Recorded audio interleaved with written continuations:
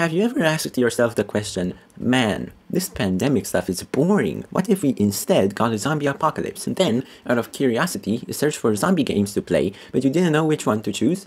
Do I choose the one with the plants or the one that's gonna rip my PC in half? Today, I'm here to answer the question by suggesting you go and play the game with the zombies. Left 4 Dead is basically the most zombie game that any game can get. The whole game is set in an apocalyptic world where you and 3 other characters/players have to fend off waves of zombies in order to get out of the situation alive. Each campaign has either 3 or 4 chapters, and in each chapter, the players have to stay alive by killing the zombies and getting to the next safe room, or in the case of the last chapter, making their escape by fighting even more zombies. Simple, right? Left 4 Dead 1 features the No Mercy, Crash Course, Death Toll, Dead Air, Blood Harvest, and Sacrifice campaigns, while Left 4 Dead 2 features the exact same ones, plus Dead Center, Dark Carnival, Swamp Fever, Hard Rain, The Passing, Coldstream, and The Last Stand. That's quite a lot of content, if I do say so myself. Of course, what would the zombie game be without the zombies themselves? The game features an assortment of zombies, including common zombies, boomers, hunters, smokers, spitters, jockeys, witches, chargers, and tank zombies,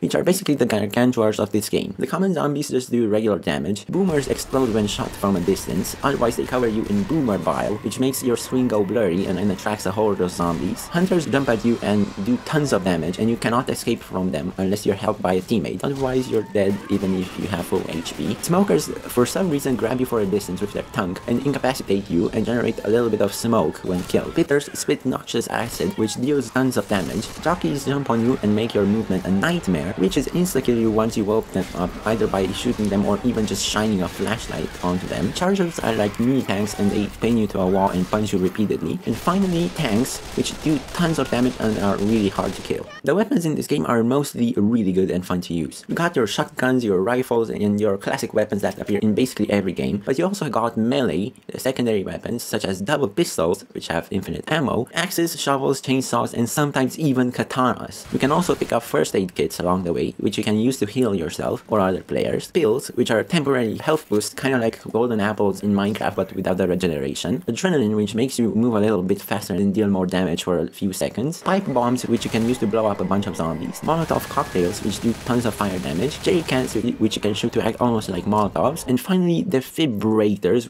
which somehow heal dead players or something. I don't know how they work really. Now let's talk about the gameplay a bit. This is a really fun game, especially if you play with friends, or even random people if you don't have friends. You can play alone with a team of bots, of course, but even those bots, which are surprisingly good, don't get me wrong, are not as fun to play with as real players. I mean, who would have ever guessed that shooting tons of zombies and going through zombie apocalypse with your friends is going to be fun? It does sadly suffer from a big problem, especially present on harder difficulties, that means that the game tends to get incredibly repetitive. A lot of times you get stuck on certain chapters and you have to redo them constantly since the team keeps on dying all the time. Sure, some people do like spending 6 hours to complete a campaign on max difficulty, but I personally don't, and just tend to put the game down when it's no longer fun, in spite of the rage of my teammates. The soundtrack does play quite a big part in the overall experience of the game, as it blends really well with the atmosphere of the game, and sometimes the music changes, like for example when you are held captive by a smoker,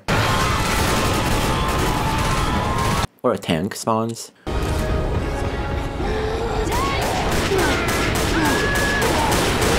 or when the rescue comes and the campaign ends.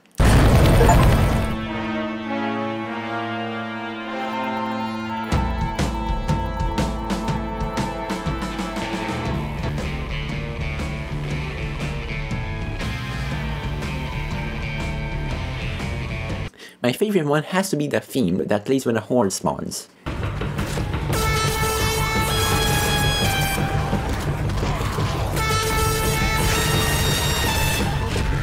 Like, come on, this is so memeable.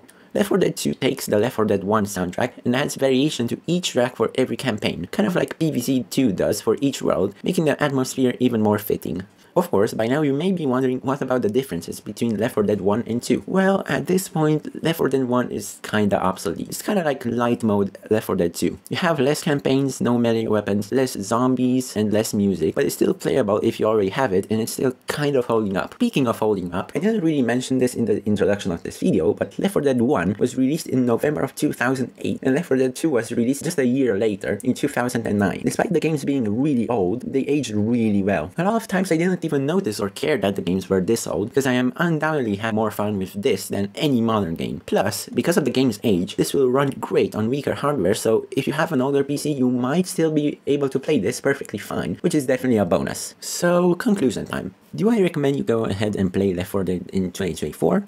Yes, I do. Either one of the games usually cost around 10 euros, which is not that bad, but I highly recommend you go purchase them on sale when they usually go down to 1 euro. This is phenomenal value. Just go to show just how well it's aged and how bad modern gaming is with all of the microtransactions and loot boxes. Anyways, that will be it for this review. If you like this new style of content and want to see me do more reviews, like and subscribe, and I shall see you next time. Bye bye.